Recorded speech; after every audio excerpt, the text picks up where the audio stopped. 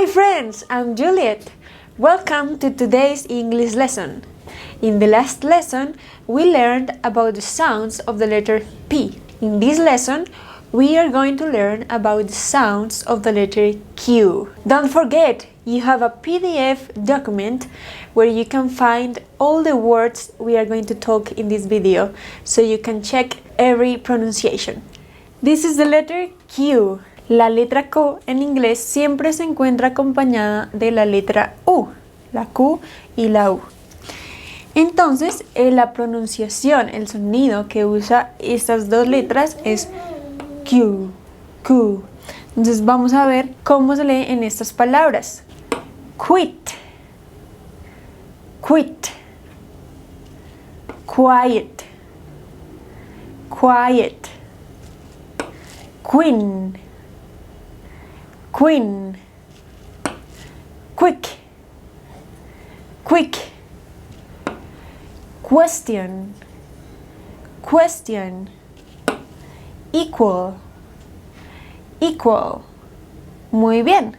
La mayoría de palabras que encuentran con la Q y la U se van a leer así, pero hay algunas excepciones. Hay excepciones en las que la letra Q con la U solamente se va a leer como K, K. En las palabras como liquor, liquor, mosquito, mosquito, conquer, conquer, shake, shake. Y esta palabra que es muy rara y se pronuncia Q, Q.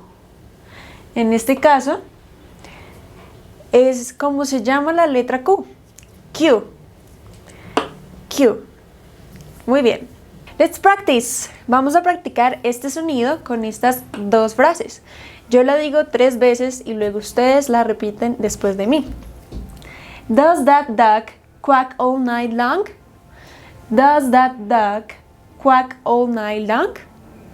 Does that duck quack all night long?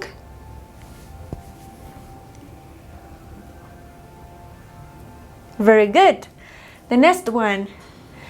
The quiet queen quit asking quick questions about the Q. The quiet queen quit asking quick questions about the Q. The quiet queen quit asking quick questions about the Q. Perfect. Hemos aprendido el sonido de la letra Q. Recuerden, vean este video las veces que sea necesario para practicar este sonido. En el siguiente video vamos a ver los sonidos de la letra R. No se lo pierdan. Bye. Hi.